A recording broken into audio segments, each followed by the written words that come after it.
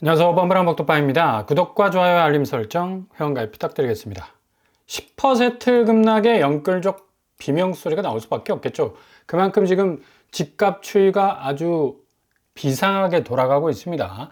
노도강 집값 하락이 본격화가 되고 있는데, 이거 서울 외곽 지역이라고 해서 뭐 그렇게 큰 신경이 안 쓰인다? 아니죠. 실질적으로 가장 많은 거래량이 있었던 지역이기 때문에 어떻게 보면 서울 집값의 가장 이 체감도가 높은 그런 어떤 곳이라 말을 할 수가 있어서, 여기에 가격 변화가 전체적인 이 집값에 대한 상당 부분 영향을 끼칠 가능성이 높다는 얘기입니다. 서울 외곽 집값 흔들, 영끌족 성지 노도강 등 하락폭이 확대가 되고 있고요. 당연히 뭐 매물 쌓일 수밖에 없고, 이 매물은 고스란히 가격 하방 압력에 대한 상당한 압력을 가할 가능성 높다는 얘기입니다. 지금 서울 노원구의 실제 거래가를 보면 역시 확실히 이 가격 자체가 40% 이상 빠지는 곳이 등장할 정도로 이 하강 국면이 굉장한 파이로 확대가 되는 걸 볼 수가 있습니다. 현대 아파트가 뭐 10억에서 6억 정도로 떨어질 정도죠. 그리고 중개그린 역시도 6억에서 3억 정도 하락하고 있고요. 공릉 3단지 라이프 역시도 5억에서 3억 정도로 하락하는 추세 보이고 있습니다. 도봉구 역시도 창동주공 3단지를 중심으로 해서 10억에서 6억 정도, 거의 4억 가까이 빠지고 있네요. 주공 17단지 역시도 5억에서 3억 정도, 3억 하락하는 추세. 강북구 역시도 거래가 심상치가 않습니다. 꿈의 숲 롯데캐슬 11억에서 8억, 3억 정도 하락하고 있는 추세. 벽산 라이브파크 역시도 7억에서 4억 정도로 2억 3천 정도 하락하고 있습니다. 이렇게 노도강이 확실한 이 하락세, 뚜렷한 궤적을 긁고 있는 걸 볼 수가 있죠. 이렇게 매매가의 급락은 전세가의 약세의 영향을 고스란히 받고 있다는 사실인데, 지금 서울 전세가도 심상치 않은 모습 보이고 있죠. 전체 일주일 거래 서울 전세가를 보면 서초구 레미안 퍼스티지가 무려 21억이 하락하는, 거의 뭐 반토막이 나버린 그런 전세가 양상을 보여주고 있고요. 서초구 레미안 역시도 23억에서 10억 정도, 12억 정도 하락하고 있네요.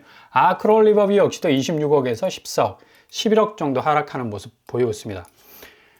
노도강 역시도 전세가가 지금 심상치가 않죠. 노원구 대림이 8억에서 3억, 그리고 그랑빌이 9억에서 5억, 미도가 6억에서 2억. 한눈으로 이렇게 슬쩍 스캔만 해봐도 거의 뭐 3억, 4억 이상 뚝뚝 전세가가 거의 매매가를 지탱해주지 못할 정도로 끌어내리는, 물귀시처럼 같이 뭐 동반 하락하는 그런 모습을 고스란히 보여주고 있는 건데, 도봉구 역시도 이런 추세가 그대로 나타나고 있고요.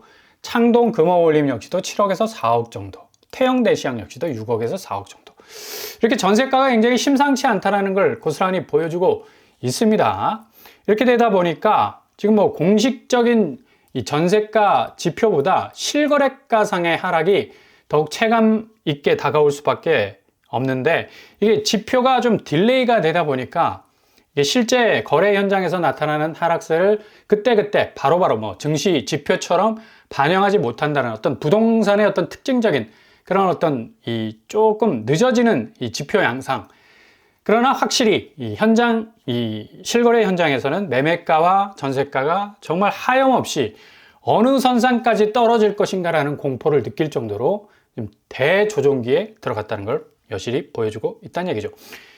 이런 이유 때문에 영끌 아파트는 뭐 최악의 벼랑 끝에 서 있을 정도고요. 이렇게 되다 보니까 뭐 그동안 온 세상 뭐 많은 곳에서 자금을 다 끌어들이다시피 했던, 그리고 그 자금들을 고스란히 아파트에 묻어뒀던 그 돈들이 이 가치 증식을 못하는 거죠. 고스란히 그냥 콘크리트에 갇혀가지고 오히려 가치를 갉아먹고 있는 그런 양상이 생기게 되기 때문에 뭐 개인 파산, 개인 회생 뭐 엄청나게 지금 늘어나고 있습니다. 워크아웃 신용위원회에서 주도하고 있는데 담보 15억을 넘어가면 이거 자체가 안 돼요.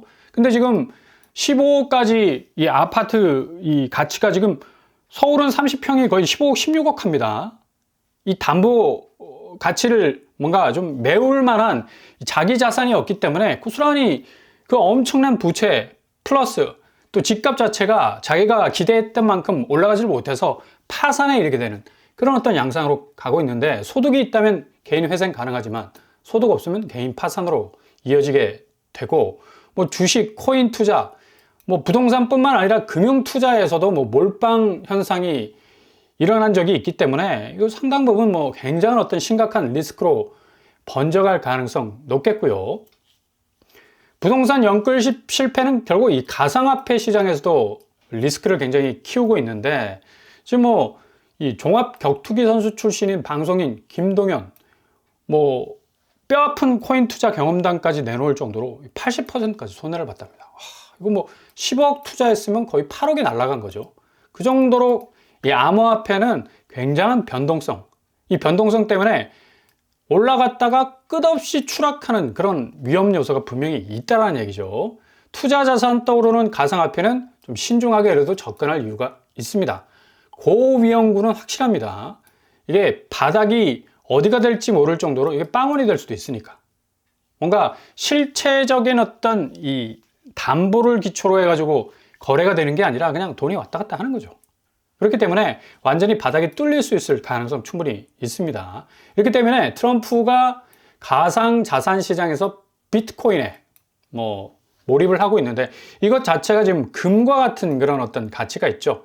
여타 알트코인과는 달리 스테이블 코인으로서의 어떤 이 명확한 자산 가치의 한정적인 어떤 이 한계가 딱 정해져 있기 때문에 뭐 완전히 뭐 근거 없이 올랐다가 근거 없이 떨어질 수 있는 그런 변동성이 굉장히 적죠.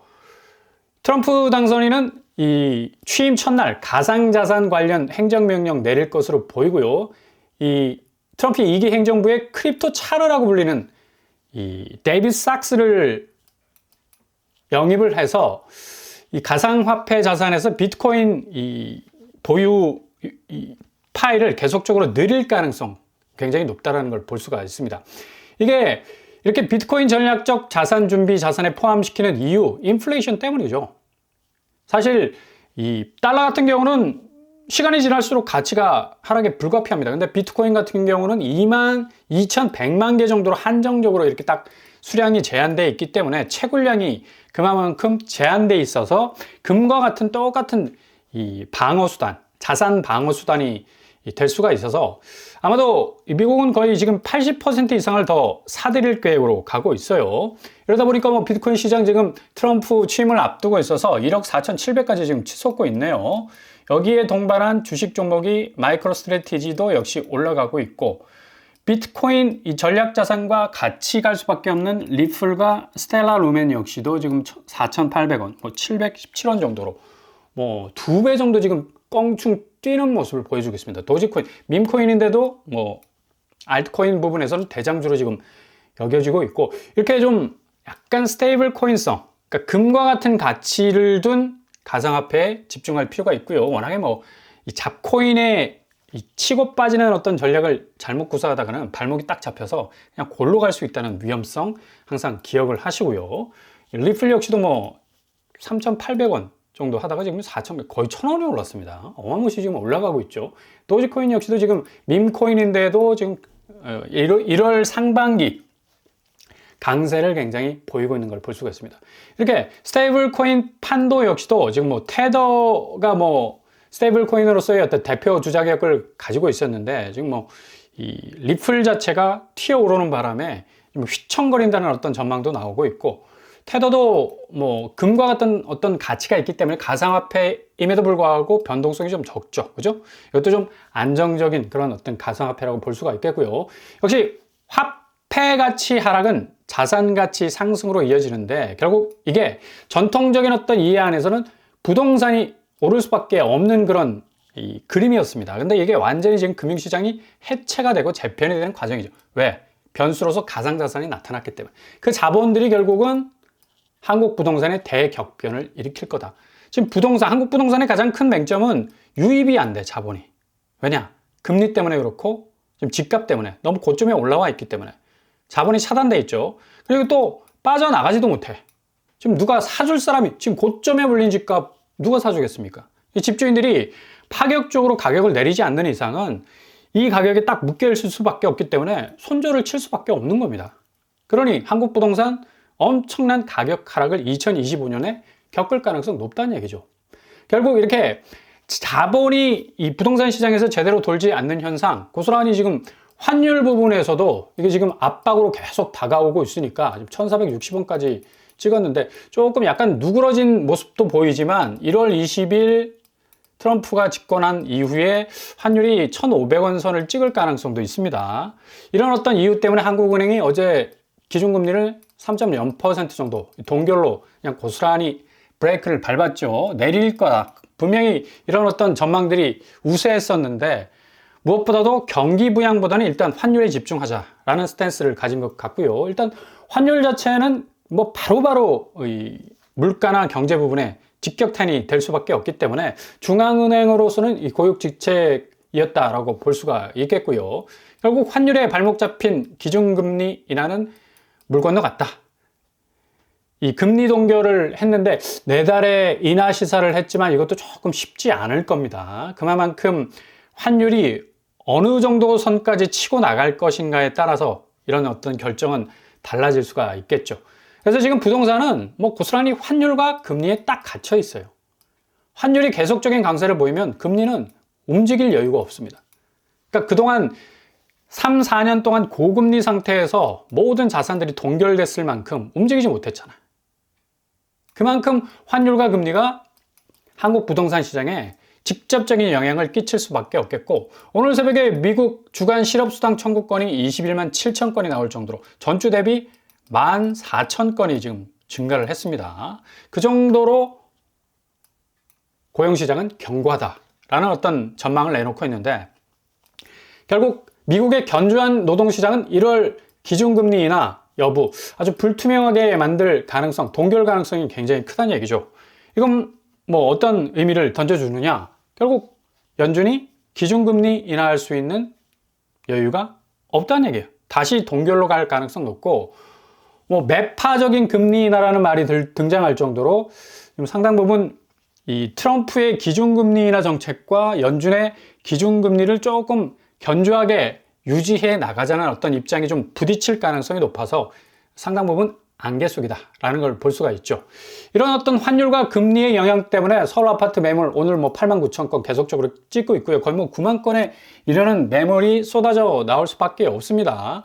당연히 뭐 서울 아파트 거래량 넉 달째 3,000건대로 머물고 있고, 새해를 맞이해서 뭐 시중은행들이 그 대출을 좀 빗장을 풀어서 금리도 조금 낮춰서 돈을 풀고자 했지만 과연 부동산 거래량 반등으로 이어지기는 조금 힘들어 보인다. 그만큼 뭐 가상금리 자체를 조금씩 낮춰주는 어떤 스탠스는 취하고 있지만 미국 국채금리가, 그리고 미국발 금융자산의 대대적인 변화가 확실하게 시중은행에 굉장한 영향을 줄 수밖에 없기 때문에 부동산은 확실히 2월 들어서도 거래량은 안 좋아질 가능성 높을 그런 어떤 전망으로 보이고요. 이렇게 지금 자본이 계속적으로 뭐 유입도 안 되고 또 유출도 안 되는 꽉 막힌 상황, 뭐 금융시장 고스란히 또 보여주고 있지 않습니까? 오늘 코스피도 2,500선을 찍고 있고, 특이할 만한 상황은 외국인이 또 오늘 3천억 이상 지금 팔고 나가고 있습니다. 기관도 지금 팔고 나가고 있고요. 늘 반대죠. 개인과 외국인과 기관은 반대적으로 움직이는데, 한국의 금융자본시장이 2025년도 역시도 치고 빠지는 해외 자본의 이 단기적인 어떤 이 잠시 머물렀다가 빠져나가는 치고 빠지는 식의 어떤 먹는 이 추이는 계속적으로 진행이 될 것으로 보입니다. 그래서 뭐 삼성전자, 하이닉스 역시도 뭐 53,000원, 21만원 선으로 유지하고 있는데 대부분의 종목들 좀 시프리딩딩하게 좀 변화가고 있고요. 이렇게 국내 자본시장의 대표적 특징은 바로 마이패스. 해외 자본이 단기적으로 착륙하고 이륙한다. 살짝 긁고 나가는 수준입니다. 그래서 유동성이 굉장히 크고 변동성이 커서 금융시장이 아주 단단하게 뭔가 스탯을 쌓아나갈 수 있는 그런 어떤 여유가 별로 없다는 얘기죠. 자산시장도 마찬가지라는 얘기예요. 이게 이전처럼 부동산 공화국이라 불릴 만큼 굉장한 어떤 자산들이 아파트 가치를 쌓고 했던 그런 어떤 이 유형이 완전히 파괴가 되는, 기존의 자본들이 다 빠져나가고 유입되고 유출되지도 못하는 그렇게 꽉 막혀 있는 그런 이 양상을 보여준다는 것. 이 금융시장도 뭐 코스피 시장에서 고스란히 재현을 하고 있지 않습니까? 근데 지금 미국은 반대로 가고 있죠. 뭐 어제는 살짝 내렸던 다우와 나스닥, S&P 500 역시도 S&P 500 뭐 떨어져도 5,900 수준입니다. 5,700 수준 유지해도 뭐 어마무시 뭐 선방했다고 말을 하는데 2025년도도 역시 20% 이상 급성장할 것으로 전망이 될 거고요. 이런 어떤 이유 때문에 지금 뭐 양자 컴퓨팅이 뭐 462% 급등을 하다가 다시 45% 급락을 하는 그런 어떤 반토막 나는 모습도 보여주고 있는데, 젠슨 왕이 뭐 양자 컴퓨터에 대한 비관적인 말을 해가지고 이게 막 반토막이 났다가 마이크로소프트에서 또 올해는 양자 컴퓨터에 해당 이런 어떤 발언들이 이 명암이 엇갈리다 보니까 뭐 떨어졌다 올라갔다 하는데, 역시 그래도 미래 이 기술의 어떤 잠재력을 갖고 있기 때문에 폭락을 하는 어떤 양상을 보였어도 다시 튀어 올라가는 그런 모습 고스란히 보여주고 있습니다. 아이온큐 뭐 어제 5% 정도 올랐고요. 리게티 역시도 2.7% 정도 오르는 그런 모습 보이고 있는데, 결국 양자는 미래성을 담보하는 가치를 가지고 있기는 합니다. 그러나 실적이라는 밑바닥이 단단하지 못해요. 한국 부동산 역시 똑같은 모습 보이고 있죠. 부채로 쌓아놓은 가치와 비슷한 면이 있어요. 한번 흔들리면 거침없이 무너질 수 있는 위험이 있다는 얘기죠. 그만큼 지금 부동산 시장은 리스크가 상당히 큰 자산 시장이라고 볼 수가 있겠습니다. 트럼프가 이제 47대 미 대통령 공식적으로 1월 20일 우리나라 시간으로 1월 21일 새벽 2시에 취임을 하게 되는데, 이 공식적으로 나온 이 대통령 취임 사진을 보면 좀 이거 온화하고 이렇게 품어줄 수 있는 그런 어떤 이미지와는 달리 상당히 공격적인 뭔가 카리스마 넘치는 그런 이미지를 공개를 했어요. 이거 앞으로 보호무역 관세 심상치 않게 돌아갈 가능성이 아주 크다. 결국 세계은행도 뭐 이 트럼프의 보편 관세가 적용이 되면 0.3% 정도 성장률에서 빠질 전망으로 지금 계속적인 비관적인 전망을 내놓고 있는데, 한 치 앞도 내다볼 수 없는 지금 경제 상황이라는 얘기죠. 이렇게 자본시장의 변동성은 미국발 영향을 고스란히 받을 수밖에 없는 것으로 보이고, 특히 한국 부동산은 가장 큰 조정기로 들어갈 것이 분명해 보입니다.